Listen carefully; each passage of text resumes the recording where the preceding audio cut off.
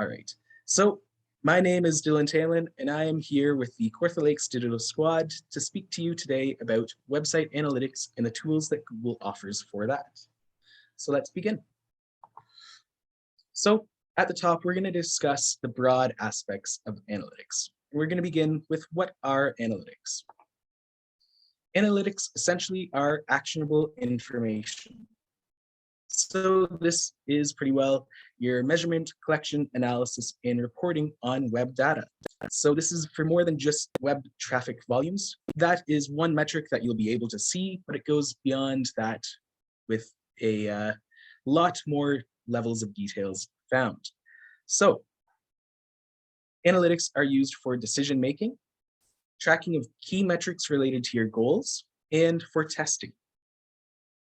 As we can see here, this is the basic steps of web analytics processes. First, there's a collection of data. This is typically those counts, and it's just basic data collection.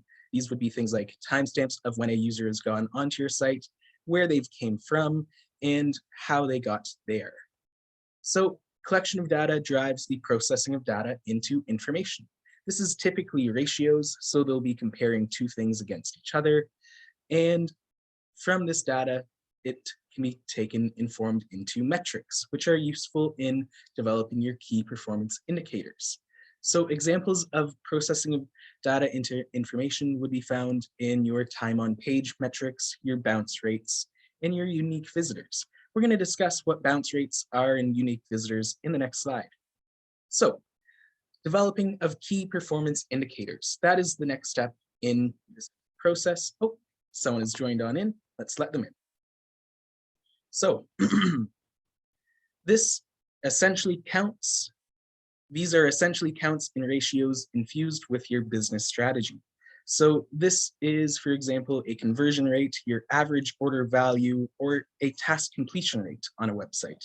These are things that you want to track specifically for what users are doing on there and how well those metrics are performing. So those KPIs drive your actual strategy that you have online. These would be your online goals and objectives and standards for the organization and how you present yourself online. So examples of these strategies would be to save money or to make money, to increase your market share, or to expand upon, expand into new markets. All right, so continuing on.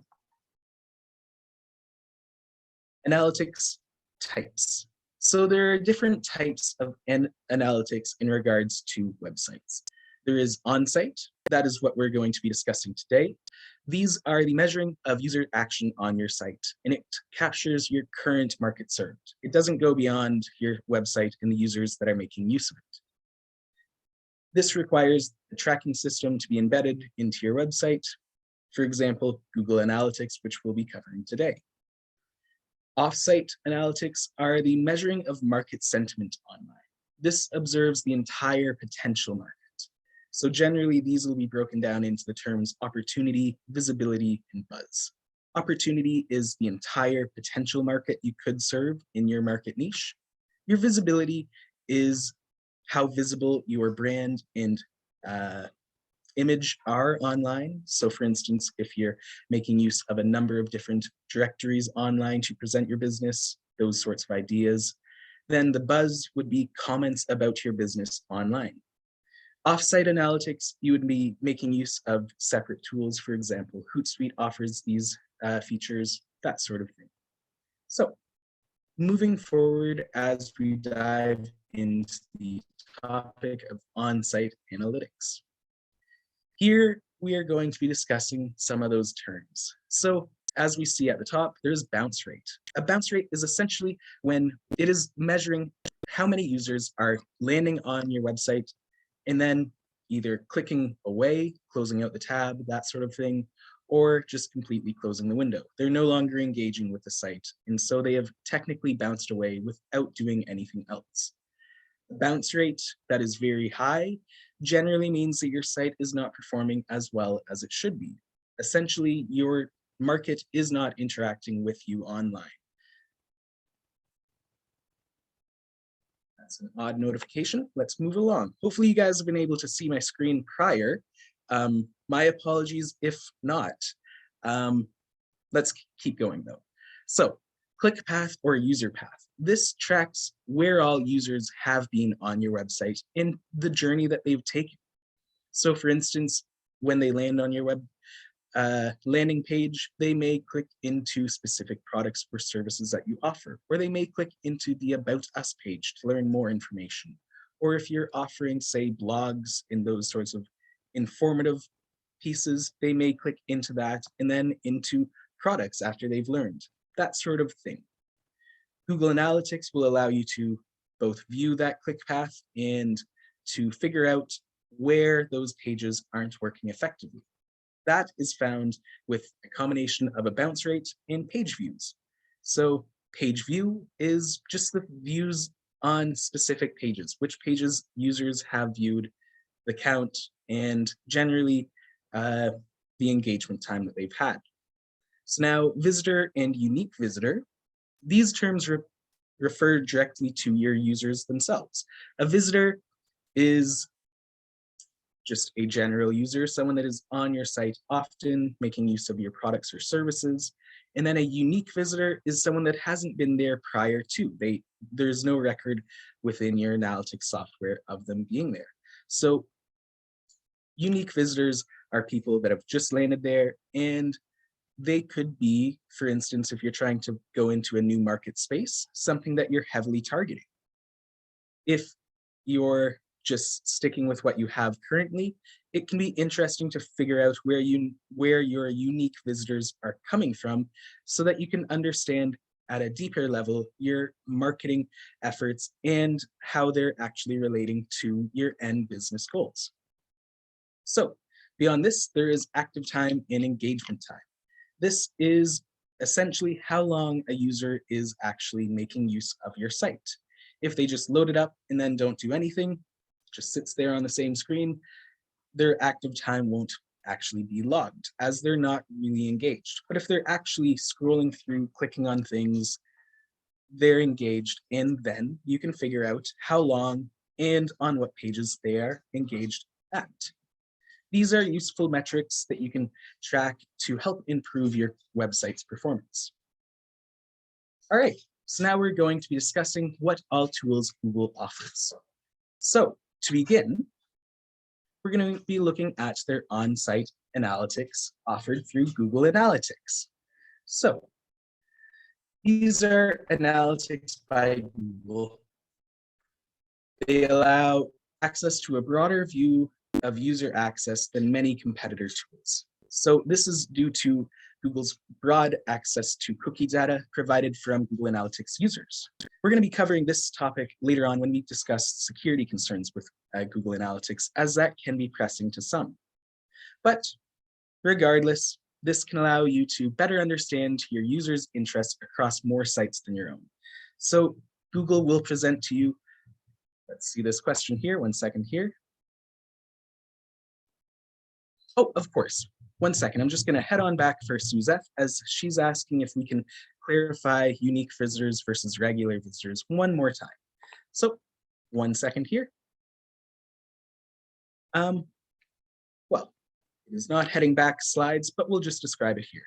So a visitor is a general user of your site. This is someone that has been on your site many times, and thus your analytics software has logged that they have came back more than once. They are no longer unique after their second visit. A unique visitor, though, is someone who has never been to your site before, according to your analytics software.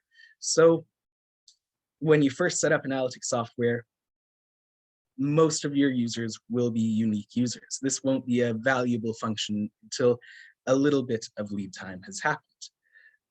After, though, unique visitors can be a useful tool to understand how your marketing efforts are actually relating to gaining new clients.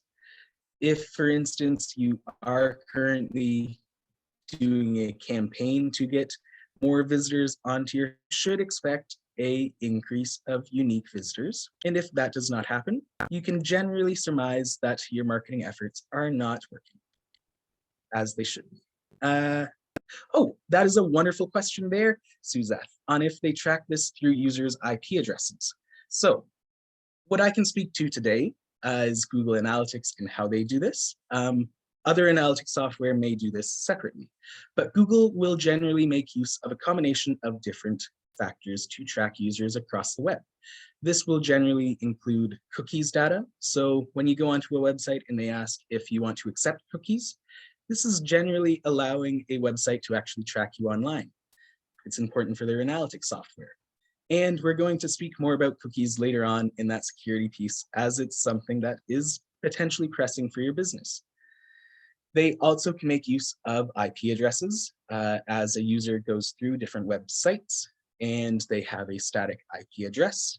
This IP address will appear across different server level views. So this all just depends on your analytics software and what they specifically use. Google makes use of a combination of IP addresses, cookies, and a few other factors, like device ID and that sort of idea. So for instance, if you're browsing on the same computer all of the time or the same cell phone, that device will have a device ID, and that device ID can be tracked through the use of cookies. That's just how that all plays out. All right, so there we are. Thank you for those wonderful questions, Suzette. Always like to answer those as we're going through. So back to where we were. We can better understand users' interests across more sites than yours. This actually ties into the question that Suzette had just asked, as Google will be making use of those cookies to track users as they go across different websites, and then to create what is generally thought of as a user profile for that specific user. And then they'll compile these user profiles into a more generic profile of that user type. So with that user type, you'll get access to the age, roughly, the gender, the general interests. So for instance, if they're interested in sports, what type of sport, if they're interested in shoes, those sort of things. The device, and then the location of your audience. So the location is found through that IP address tracking again, ties back into that. And the device is found through cookies tracking. Thank you again for that question, Suzette, as it brought up a lot of topics for this as well. And the last piece that I want to note with Google Analytics is that it is generally free to use. I say generally, as for most use cases, you're not going to wind up at a place where they're going to charge you for their services. This happens roughly at around 1 million page views per month, I believe it is, but it could have been up to 10 million.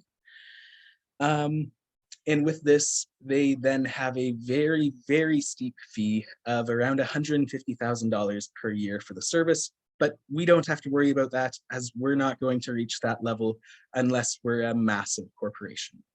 And at that time, best to probably shop around for your analytics tools, as there may be other ones in the paid sphere that may work better for your specific needs. For today, we're just going to focus on Google Analytics. So moving forward, this is more about those on-site analytics and what Google Analytics offers specifically. So they allow you to connect with other Google business tools, for example, Google Ads, which we've done a previous seminar on, and Google Search Console. And since these tools all connect, it can allow you a better access to data than most other analytics softwares. And beyond this, you can connect to your analytics to more than just your site. For example, you can give it a feed from a social media website and collect those analytics as well.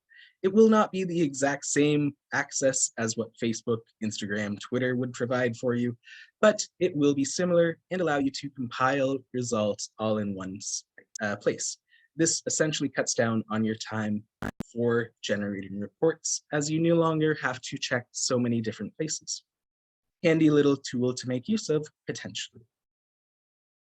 So now we're going to just discuss Google Search Console. Google Search Console is specifically a tool for looking at your search results and how they are performing. So It is useful for tracking and fixing those search-related performances. So if your site used to be ranking in search results and has been delisted, Google Search Console is the place to go and check to find out why it has been delisted, that sort of idea. If you've just created a new site and you want to fast track that indexing process, you can toss your site to Google and specifically ask that they index it. So 1 second here, we just have a message in the chat. Oh, so Bella, unfortunately today I will not be showing how to link social media specifically to it, but it is a very similar process overall. The main piece is that when you're going through it, we just don't go through with the Google ID and tracking pixel. It's a slightly different process, but unfortunately, we weren't able to get the tutorial piece for that, as the business that allowed us to use their website for this tutorial doesn't make use of social media. So we can't exactly cover that today, as there was no tools to connect to. So unfortunately, that is something that I would be happy to set up a meeting with you for and go through that on a one-on-one basis. All right, so moving forward. So you can view your Google search traffic data for your site. So this will allow you to see just how well those search terms are working and which terms are driving traffic at a quick glance. You won't have to generate a full-on report in Google Analytics. And as we see here, it offers a quick view of those core metrics for your website's performance. So for example, how many views it has, how many views it has in terms of how many screens it has been presented to in search, and then how many times it has been clicked through. These are very important for understanding if your work on, for example, meta descriptions has improved your search results, or if, for example, you're trying to track a specific blog that you've written that was doing very well and for some reason has dropped off. You can figure out why. Google Search Console is important for those sorts of tools. And we're going to move on forward. So there are some terms to know with Google Search Console as well. These are just general search engine optimization terms as well, but we're going to discuss them today. So there is crawling. This is related to the indexing, which is the next term. Crawling is essentially what a bot from Google, they call them Google bots, does. It goes through all known URLs online and additional URLs that it does not know yet through searching its current URLs for new ones. So this is the act of crawling, when it's going through those URLs and figuring out what is on there. Indexing is the actual process of listing that site into a search result. So similar to an index system in a book, that idea. Serving then is the actual process of serving up those search results, and this relates to how you are presented online when searching. And then 1 second here, we just have a quick question. Ooh, that is a wonderful question, Monica, for how often this info is compiled. So in regards to search information, it is pretty well on a rolling basis. That is due to the vast amount of potential sites online. They can't be checking everything all at once, as that would be too vast in computational power, even for Google to be doing. So generally, you'll be crawled within a time of about a month from initial creation, but you can speed this up to a 48-hour process by tossing your information to Google through Google Search Console. So with that, generally a crawler will go through your site once a month without you telling them to. In regards to historical retention, could you potentially turn on your mic and explain more on what you mean by this? I'm just not fully sure on what you're asking. Hi there. I was thinking more so if you wanted to compare, activity within the last 2 months versus last year type of thing. Oh, yes. So this is completely possible in both Google Search Console or in Google Analytics. For Google Search Console, they'll present a view based upon your time period that you've selected. So generally it presents it based on a month-to-month basis. And in Google Analytics, that would just be done through creating a report specific on those metrics. So your search performance and how many times your business has been searched. So with how long back it can go, this is dependent on how long your site has been online and how long you've been using Google Search Console. They are not able to access data from from before the time that you've actually allowed them to access the data. So your limitations on views essentially relate to how long this program has been set up. Hopefully that clears that up for you, Monica. So just 1 second, I gotta take a drink, and then we're going to discuss Core Web Vitals and what those are. Okay, so, all right. So Core Web Vitals are as it says in the name, they are the core pieces for a website that Google tracks. These aren't exactly displayed in Google Search Console or in Google Analytics. These are more for Google's backend systems and how they determine your ranking. So beyond anything to do with articles produced and the content in there, your website at the base level must conform with what Google wants. So this includes load speed. They want the website to be very quick, and then it includes how long it takes for your site to become responsive.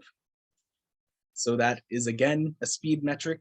And then the next piece that they'll track in Core Web Vitals are how much your website shifts as it loads.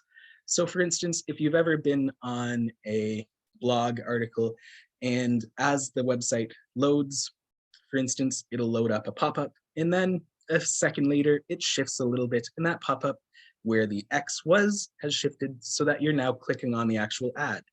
Well, this is both annoying for users and essentially is not useful for advertisers. So with that, Google will penalize websites that dramatically shift as it's loading. It is best to work on reducing this so that you can rank better. And the last Core Web Vital is mobile performance. Mobile has been a big shift for online services as more and more people are making use of mobile devices to access the web.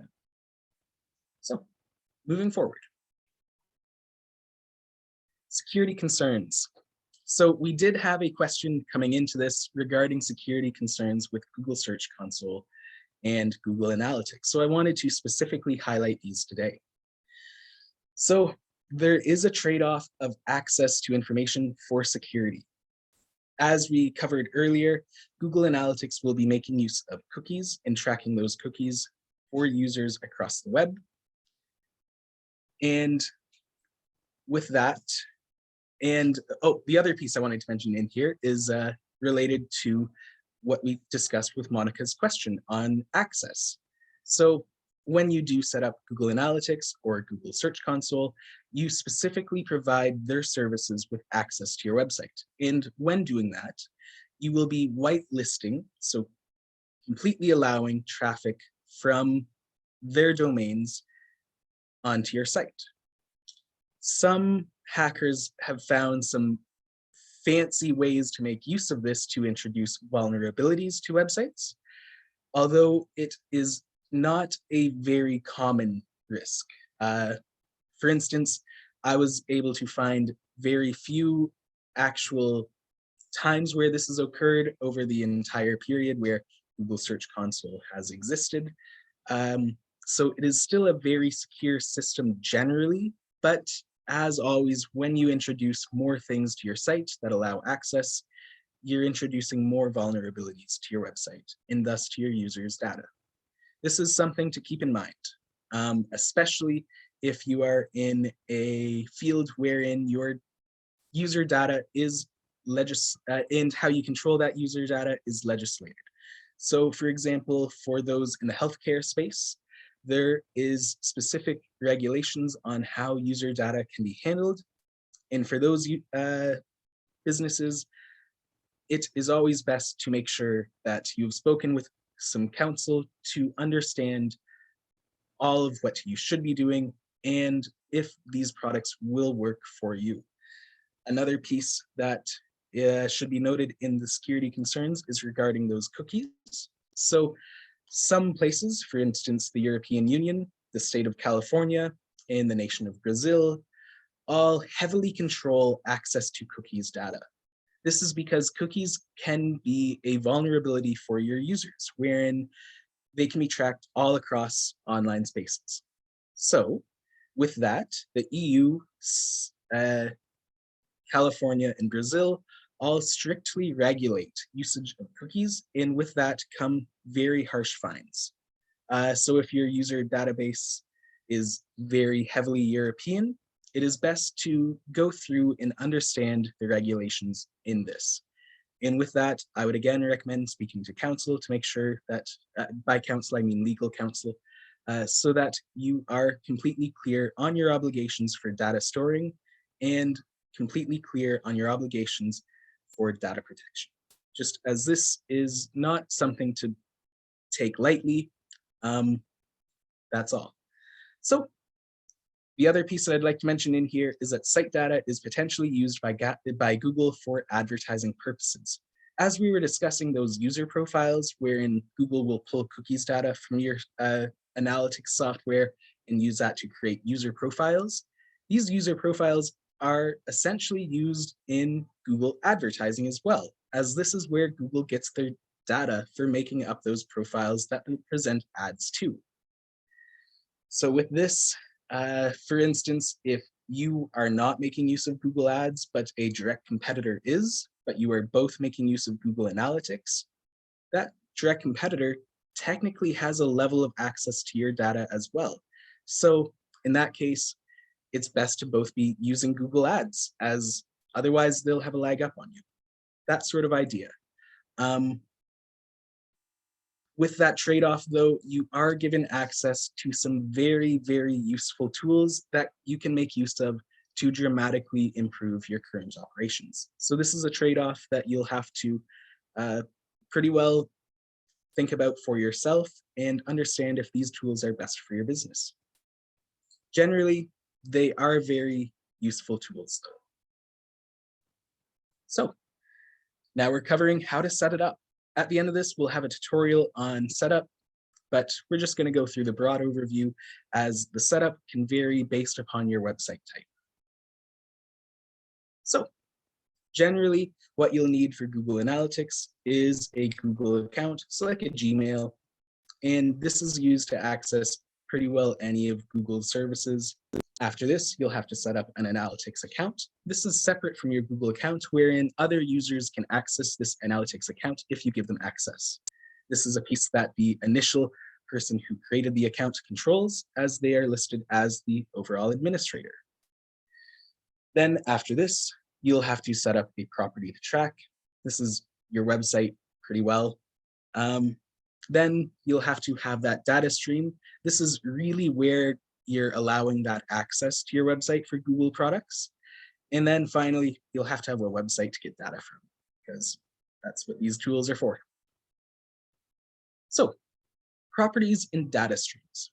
Property is tied to a specific data stream. You can have multiple properties on an account. I believe the upper limit is 10,000 before they begin to charge you, but generally no one's going to reach that limit unless you're a large corporation. So each property is connected to a specific data stream, and with those data streams, you can connect them to an iOS app, an Android app, or a website. So for instance, if you want to connect up a data stream to your website and to alternate places, you would then go through with 3 different data streams for each website. That sort of idea. So a data stream is essentially just a unique tracking ID that your website and Google Analytics will engage with. This is the hierarchy of that breakdown, just to help clear up this idea. So overall, there is the organization where they'll have your accounts. So for instance, if your business has a Google account, that would be the organization. And then below that, there is the account, which refers to specifically a Google Analytics account. Below that is property, and within property are different views. All right. So what all you need for Google Search Console. Another piece I would like to note is that in our tutorial today, we will not be going through Google Search Console, just as we can see that there are a number of different verification processes. So to demonstrate each of these would require a number of different sites to test on, which is not exactly feasible. This is something that if you do get hung up on, I am happy to schedule a meeting and go through with you. It's a very quick process overall. So to begin, the setup is very similar to a Google Analytics account, wherein you'll need a Google account at the start. Then you'll go in and create your Google Search Console account, and you'll add in a property, again, your site, and then you'll just verify the actual ownership of this site. This is for security concerns so that Google knows that whoever is setting up this program is the owner of the site. They do not want to give access to this data to those that do not actually own the site, just to help keep things secure. So verification processes that they have are an HTML file upload. So for instance, if you have a website that you host yourself and you're using something like FileShare to upload files to, you just toss that in and upload that file. Google would then crawl through your website, find out if that file is there, and if so, you're verified. The next option would be a domain level verification. So this would be wherein you go to, for example, Google Domains, GoDaddy, Namecheap, any of those domain services, and you would provide it with specific records such as a what is deemed a CNAME and a value that Google would check when they ping your servers. So the next option is an HTML tag, which we'll actually cover in the discussion of how to set up a Google Analytics account, as that is shown in there. And then beyond that is using a Google Analytics tracking code, like your Google Analytics tracking ID, which we'll cover, and having that connected that way. My recommendation for Google Search Console is to activate this after activating Google Analytics, and then to just make use of your Google Analytics tracking code, as that is the most seamless setup that you can do. Moving forward. All right, so now we're into our tutorial piece.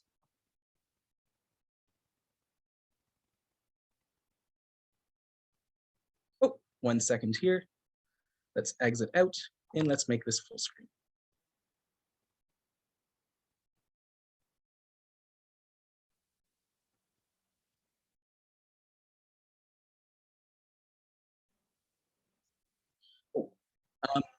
I would just like to make sure that the volume is traveling through. So if it is not, please drop a message in the chat or say something. I want to make sure that I did choose the right sharing option.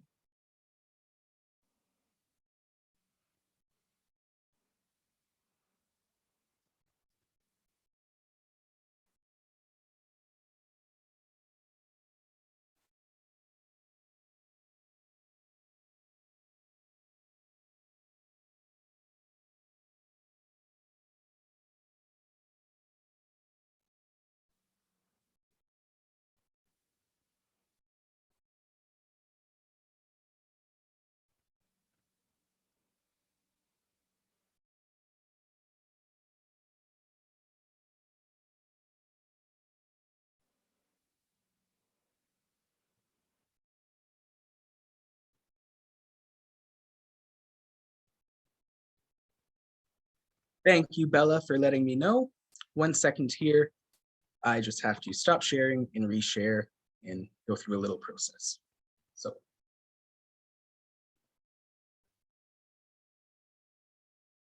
All right, back in.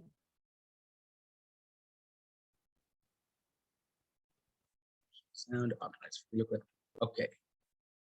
So here we are, and let's just take it back so we can hear all of the steps. Now we are going to begin our tutorial on actually setting up a Google Analytics account. So all that I've done is I've Googled Google Analytics and went to the first link that's presented that isn't an ad. And this is roughly where it will take you for a new account setup. So all that I'm going to do is click right here and start measuring and begin. So here we are in creating the actual account. So I'm going to name it after the business that will be using this analytics setup. So I have asked the owner of the London Trading Post in Bob Cajun if I would be able to use his website for this demonstration. So that is why it will be named this. All right. Down in here is where we can select what all data is shared with Google. We covered this briefly when we talked about the security risks inherent with Google Analytics and Google Search Console. So here we are here. This is where we are able to at least give a broad overview of what data we will share with Google. So automatically they present benchmarking, technical support, account specialist marked off, and the other piece is this Google products and services. So overall, this piece right here is where you will get access to enhanced demographics and interest reporting, but with this, you are enabling your data to be shared with Google. This is where that trade-off that we had mentioned really comes from. So I'm going to click off on this and allow the others to all be checked off. For instance, technical support and account specialists are both useful for if you ever run into issues with your analytics setup and you are needing assistance from Google. Those pieces will allow them to have access to that data. All right, let's continue on by clicking next. Okay, so now that you have created your account, this is where we can actually go in and create your property. So there are two different panels in here, as we can see. There is one found under advanced options and one that is presented at the top. So where you'll want to go in this setup is specific to where your website will be actually hosted. So if you have a hosted website with Wix, for instance, or WordPress, WooCommerce, those sorts of things there. The other one is Google Sites. My apologies on forgetting that one there. You would want to set up a Google Analytics for property. But for websites that are hosted with, for instance, Shopify, what you'll want to do is go down here and create a universal analytics property. This is just due to how your content management system, the piece that you're using to add content and host the website design, will interact with Google Analytics differently depending on which tool you're using. Shopify specifically will not work with a Google Analytics 4 setup, and you must go with a universal analytics property. So in here, we're going to put in the website URL that we will be going through this setup for. So all we do, www.londontradingpost.ca, and here we are. So what I would recommend is if you are going with a generic setup is to go into this advanced option piece and create a universal analytics property and check off this piece right here, wherein you'll create both a Google Analytics 4 property and a universal analytics property. With this, we'll want to have this set up properly up here as well. So we'll name the property name London Trading Post Analytics. And now we'll go through and set up this. So we'll have to choose the country that we're at, which is Canada here, and then choose our time zone. This is so that we can fully track user interactions and understand both the day and time properly that users are using your site. And then we'll want to set up the proper currency. So we use the Canadian dollar up here. And then back down into this view, we're all set up. And all that we do is click next. In here, this is where we give Google some information about your business. So off the top, we'll have to select a category that your business falls under.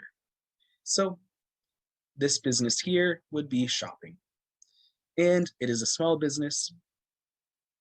Down in here, this is where we give a broad overview of how we'll be using Google Analytics for this setup. So in here, we're going to check off measure customer engagement with my site or app. Customer engagement is what they're doing with your site. So for instance, what pages they viewed, how long they've been on them, and what actions they've taken on those pages. Optimize my site or app experience will give you ideas on where you can be improving your current setup. And the next piece that you will want to click off is generally to optimize my advertising costs if you're using Google AdWords, as this will provide a deeper level of connection between the two services. And you'll want to go through and most likely analyze my online sales. So next up, we'll hit create. All right, so in here, let us see. This is our website stream details. As we can see, there are a number of different things that are presented to us. And what I am looking for currently with this is to find this UA piece. So there we are. We'll go through and copy this. Copy and ta-da, ta-da. So here we are. The next step that we are going to go through is to just check out the store itself. So for this, we will have to log into the back end of the website or the admin panel. So I've already got that all loaded up, and we're just going to go pop over to that tab. So just 1 second here, and we'll get to the start of this process. So here we are. We're going to exit out of this. And this is the general overview of the backend for Shopify. Over here, there is an analytics tab, but this analytics tab does not actually take you to where you're going to want to go to set up Google Analytics. This will allow you to access your Shopify analytics specifically, but not external analytics. That is found under Online Store and in Preferences. All that we'll have to do, scroll on down to this Google Analytics piece and paste in that code. There we are, and then we hit save. And here we are. These are now connected up. That is pretty well all that you need to do to actually connect the two services. The next piece that I would recommend is to click off Use Enhanced E-commerce. And here we are. To make sure that we are using e-commerce functionalities on Google Analytics end, what we will want to do is to then go into our data stream. 1 second here. Oh, sorry, I've lied to you here. What we will want to do is to go into this configure piece. So from here, this is where we can actually set up your Google Analytics views. So as we can see, Google will have a panel right here that will assist in actually this setup. So we're going to go into try it now. And this is where we can find our custom definitions and the dimensions found under there. So these are the pieces that you will be tracking. So as we can see, there are custom metrics and custom dimensions. Custom metrics would be related to the key performance indicators that you have for your site. So for instance, if you have a metric that tracks user engagement, and if they are not engaged within the first 30 seconds of site load, you could have a metric specifically for that. If you want to make sure that users are quick with how they are interacting with your site and not just sitting there, that would be a use of that specific metric. So moving on, this is the event setup, then there is the conversion setup, And in here, this is where we would set a conversion event. So as we can see, the setup is pretty well. Name it, and we'll say sale. And in here, now we have sale and purchase. The purchase is basically what Google sets up automatically. I've just set one up as sale. They're very similar. And in here is network settings. So this is where you can identify the source of each conversion and configure your advertising efforts to target those sources. So beyond this, we have audiences. All users and purchasers are generally going to be there when you create this. And we have custom definitions wherein we can go back and create those custom pieces. All right, so the next piece that we are going to go into is making sure that the e-commerce setup is proper for Google Analytics. So to set up those e-commerce features, what we will want to do is go through this admin panel and look at this view that we've been presented with previously. So as we covered before, Shopify does not use a Google Analytics 4 setup. Shopify specifically uses a Universal Analytics setup. So you'll want to change over that property so that you're targeting the specific one. And then it is found in this new view window that we can see here. And what we'll want to do is go into e-commerce settings and just click enable. And I would also recommend enabling enhanced e-commerce reporting. And in here, we can now begin to create a sales funnel.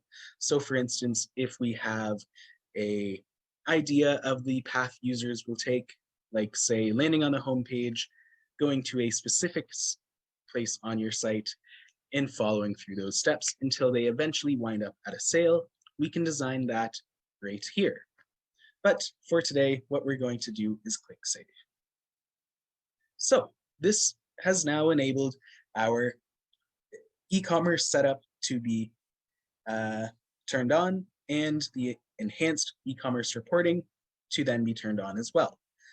So as we can see, one piece that has changed is since we've went over to that Universal Analytics setup, this now looks completely different. So this is specifically for a Shopify setup or a Squarespace setup for those Wix, WooCommerce, WordPress websites, Google sites. You will not really be doing this, as instead the e-commerce setup will be done through your site. There are some variations with every site, of course, so this is a broad, generic setup of Google Analytics. As always, if you're interested in having a personalized tutorial on getting all of these tools activated, you can contact us.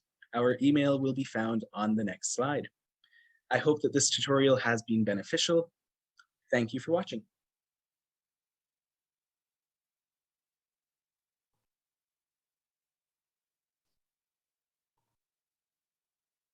All right. So moving forward, that piece there was discussed specifically as Shopify is much different from what you'll find elsewhere. As for a Wix, WooCommerce, WordPress, or Google sites, instead all you'll be doing is copying that measurement ID piece that was found at the top and pasting that into the site.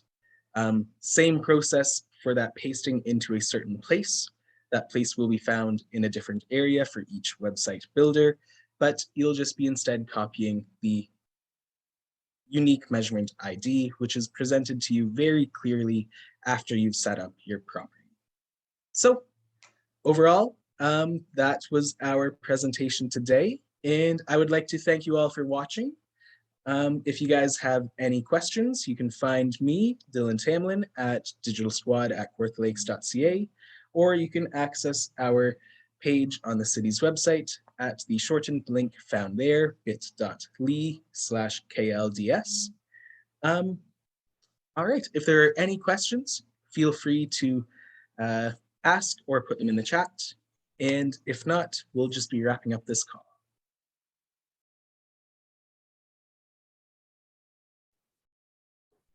Great session, Dylan. Thanks for all the information. Of course. Well, hey, thank you for joining. And that's all we have for today.